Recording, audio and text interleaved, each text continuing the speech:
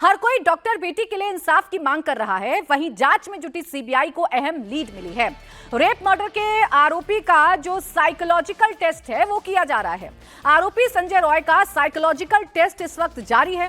Psychological test से सच पता लगाने की कोशिश की जा रही है।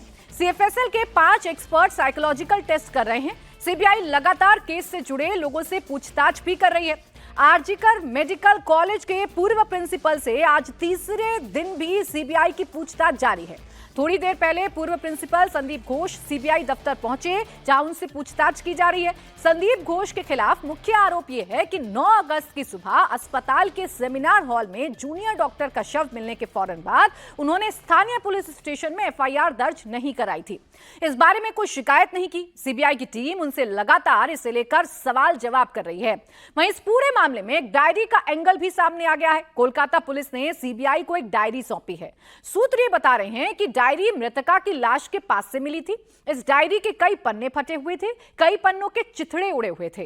कोलकाता पुलिस ने डायरी के फटे हुए पन्नों को भी सीबीआई अधिकारियों को सौंप दिया है। तो एक के बाद एक तार जोड़े जा रहे हैं, सुराग जोड़े जा रहे हैं। पता लगाने की कोशिश की जा रही है कि कोलकाता की ट्रेनी डॉक्टर के साथ जो कुछ हुआ उसके पीछे वजह क्या थी। क्या ये सोचा समझा प्लान मर्डर और रेप की घटना थी, या फिर आरोपी की मानसिक दशा ऐसी थी, या साइकोलॉजिकल वो इस तरीके का बीमार आदमी था कि उसने ऐसी घटिया या ऐसी गंदी घटना को अंजाम दिया, ऐसी दरिंदगी भरी घटना को अंजाम दिया। फिलहाल संजय रॉय के साइकोलॉजिकल टेस्ट से क्या पता चलेगा वो भी आपको बताते हैं।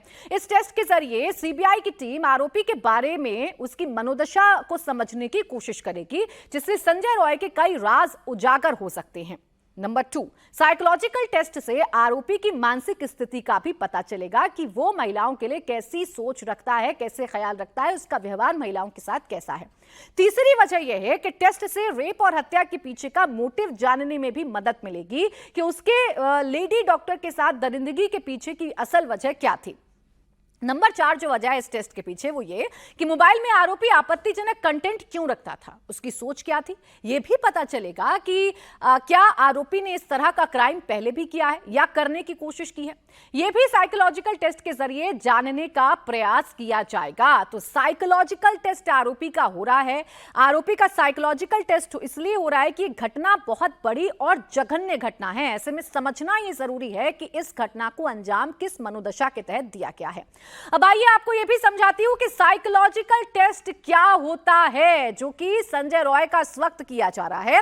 तो साइकोलॉजिकल टेस्ट किसी भी शख्स के मेंटल, इमोशनल और उसके बिहेवियर को जांचने के लिए इस्तेमाल किए जाने वाला साइंटिफिक मेथड होता है। साइकोलॉजिकल टेस्ट के दौरान शख्स को किसी भी चीज पर रिएक्शन देने को कहा जाता है। इसके जरिए उसके माइंड के बारे में जानकारी ली जाती है, यानी कि पता लगाया जाता है कि आखिर उसके दिमाग में क्या चल रहा है। आप कह सकते हैं आम भाषा में कि उसके दिमाग का पोस्टमार्टम किया जाएगा और यह पता लगाने की कोशिश की जाएगी कि वो कैसी मानसिकता का शख्स है। उधर सीबीआई मेडिकल कॉलेज के पूर्व प्रिंसिपल से भी लगातार राज उगलवा रही है। संजय घोष से अब तक 25 घंटे से ज्यादा की पूछताछ हो चुकी है। पहले दिन यानी कि 16 अगस्त को सीबीआई ने आरजीकर अस्पताल के पूर्व प्रिंसिपल संदीप घोष से 15 घंटे से ज्यादा पूछताछ की। इसके बाद दूसरे दिन 17 अगस्त को करीब 13 घंटे पूछताछ की और आज फिर सवाल जवाब का जो सिलसिला है वो जारी है। संदीप घोष वो कड़ी साबित हो सकता है जो ये राज खोल सकता है कि आखिर उस अस्पताल में क्या हो रहा था और इतनी बड़ी घटना के बाद इस घटना को छिपाने की या इस पर लीपापोती करने की जो कोशिश है वो आखिर क्यों की गई थी। जो मिस इन्फॉर्मेशन है वो किसके कहने पर दी गई थी। परिवार वालों को ये क्यों बताया गया था कि आपकी बेटी ने सुसाइड किया था, जबकि लेडी डॉक्टर के शव को देखकर कोई भी कह सकता है कि ये सुसाइड नहीं बल्कि रेप और मर्डर का मामला है। ओंकार सरकार कोलकाता से मेरे सहयोगी इस वक्त जुड़ गए हैं। ओंकार, एक तरफ तो साइकोलॉजिकल टेस्ट हो रहा है, दूसरी तरफ संदीप घोष से भी राज उगलवाने की कोशिश की जा रही है। कितना करीब सीबीआई पहुंच चुकी है आरोपियों की, या क्या डेवलपमेंट अभी हो रही है? देखिए, आरोपी के करीब पहुंचना चाहती है सीबीआई, इसलिए लगातार आरजीकर मेडिकल कॉलेज और अस्पताल के पूर्व प्रिंसिपल संदीप घोष को लगातार पूछताछ की जा रही है। शुक्रवार को उनको 15 घंटे तक लगातार पूछताछ की गई। कल यानी शनिवार को उनको लगातार 13 घंटे तक पूछताछ की गई। फिर उनको आज सुबह 11 बजे सीजीओ कॉम्प्लेक्स यानी कि सीबीआई की जो दफ्तर है वहां पर बुलाया गया और सीबीआई दफ्तर में देखा गया कि संदीप घोष 11 बजने से कुछ पहले ही वो पहुंच गए और वहां पर जाकर अभी उनसे पूछताछ जो है वो पूछताछ जारी रखा है सीबीआई जो जानना चाहते हैं कि उस दिन क्या घटना घटी थी या फिर क्या रात को घटी थी, वो किसके जरिए उनको पता चला और पीड़िता के घर पर कौन असिस्टेंट सुपर ने फोन किया था और क्यों जिस तरीके से पीड़िता की लाश मिली थी तो उस तरीके से कैसे वो लोग कह दिए कि आत्महत्या की है उस पीड़िता ने। यही सारी सवाल अभी सीबीआई जानने की कोशिश में लगी हुई है प्राक्तन जो पूर्व प्रिंसिपल संदीप घोष से। यहाँ तक संदीप घोष को जैसे ये पूछताछ की जा रही है, साथ ही में और जितने भी लोग इससे जुड़े हुए हैं यानी कि जो सिक्योरिटी गार्ड उस रात थे उनको भी बुलाया गया है, उनसे भी पूछताछ सीबीआई लगातार जारी रखे है। और दूसरी एक तरफ हम लोग देखें तो आज संजय राय का साइकोमेट्री टेस्ट किया जाएगा। उस टेस्ट के जरिए पता लगाने के कोशिश में रहेंगे साइकोलॉजिस्ट की आखिर उनके दिमाग में क्या चलता था, क्योंकि उनके मोबाइल फोन पर जो अश्लील वीडियो मिला था उनका संख्या करीबन 400 था।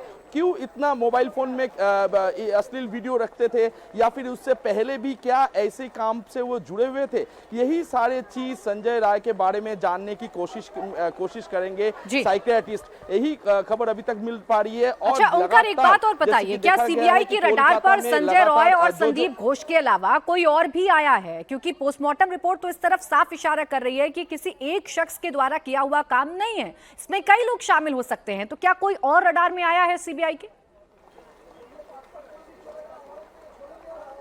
देखिए, सीबीआई की तरफ से अभी तक इसके बाद में कुछ भी पुष्टि नहीं किया गया है, लेकिन छात्रों का जो मांग है या फिर पोस्टमार्टम रिपोर्ट में जैसा देखा गया है, जैसे डॉक्टरों ने कहा है कि उनके हिसाब से इस घटना कभी भी एक आदमी का काम नहीं हो सकता, इसमें और कोई जुड़े हुए सकते हैं। तो कौन कौन इसके पीछे है वही जानने की कोशिश में अभी सीबीआई जुटी हुई है। बिल्कुल, देखिए सीबीआई ये पता लगाने की कोशिश कर रही है कि इस घटना को कैसे अंजाम दिया गया। क्या संजय रॉय अकेला था या फिर उसे कुछ और लोगों का भी साथ मिला था? और संदीप घोष जो कि पूर्व प्रिंसिपल हैं आरजीकर मेडिकल कॉलेज और अस्पताल के, उनकी भूमिका क्या थी? शुक्रिया आपका ओंकार तमाम जानकारी के लिए।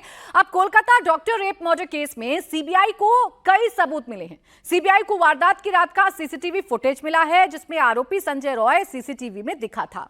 उसको सेमिनार हॉल में जाते हुए देखा गया है। इसके अलावा आरोपी के ठिकानों से कपड़े और दूसरे सामान भी मिले हैं। डेड बॉडी के पास से ब्लूटूथ डिवाइस, डायरी मिली है। आरोपी के फोन से हिंसक और अश्लील वीडियो भी मिले हैं जिन्हें अब गुत्थी सुलझाने की कोशिश साइकोलॉजिकल टेस्ट के जरिए की जा रही है। अभी कोलकाता रेप मर्डर कांड में पुलिस ने सीबीआई को एक डायरी सौंपी है। यह डायरी लेडी डॉक्टर की लाश के पास से मिली थी। इस डायरी के कई पन्ने फटे हुए थे, कई पन्नों के चिथड़े उड़े हुए थे। कोलकाता पुलिस ने डायरी के फटे हुए पन्नों को भी सीबीआई अधिकारी को सौंपा है। और ये डायरी क्या कोई कड़ी साबित हो सकती है? क्या किसी साजिश का खुलासा हो सकता है? क्या कोई और वजह हो सकती है जिससे लेडी डॉक्टर की जान चली गई, उसके साथ रेप किया गया? डॉक्टर्स के पास डायरी तो होती है पर उस पर दवाइयों के नाम लिखे होते हैं, लेकिन इस डायरी के पेज पर जिस तरह से उसे फाड़ा गया है उससे शक गहरा है कि क्या सुराग मिटाने के लिए डायरी के पन्नों को फाड़ा गया था? क्या कोई ऐसी बात थी जो पीड़िता को पता थी? क्या पीड़िता पर किसी तरीके का कोई दबाव था? ऐसी तमाम थ्योरी हैं जो अभी सीबीआई के इर्द गिर्द घूम रही हैं और सीबीआई उसी थ्योरी को सुलझाने की कोशिश कर रही है। इस बीच बीजेपी नेता शुवेंदु अधिकारी ने डॉक्टर से रेप और हत्या के मामले में एक बार फिर ममता सरकार पर हमला बोला है। शुवेंदु अधिकारी ने आरजीकर मेडिकल कॉलेज मामले में ममता सरकार पर सबूत मिटाने का गंभीर आरोप लगाया है। शुवेंदु अधिकारी ने दावा किया है कि कोलकाता पुलिस ने मृतक डॉक्टर के विसरा को जांच के नाम पर बदल दिया। शुवेंदु अधिकारी ने कहा कि इस घटना में कई लोगों के शामिल होने से इनकार नहीं किया जा सकता। शुवेंदु अधिकारी ने खून से सने सामान को भी बदलने का पुलिस पर आरोप लगाया। इसके साथ ही क्राइम सीन के पास लगे वॉश बेसिन को नए वॉश बेसिन से बदले जाने का भी दावा किया। शुवेंदु अधिकारी ने कहा कि डॉक्टर का मर्डर अस्पताल के किसी दूसरे कोने में किया गया था। हत्या के बाद शव को आरजीकर मेडिकल कॉलेज के सेमिनार हॉल में रख दिया गया। तो ये आरोप जो हैं वो बीजेपी की तरफ से लगाए जा रहे हैं। इस गुत्थी को सुलझाने के लिए सीबीआई लगातार अब डॉट्स को जोड़ने की कोशिश कर रही है। ये पता लगाया जा रहा है कि आखिर बेटी का गुनहगार कौन है।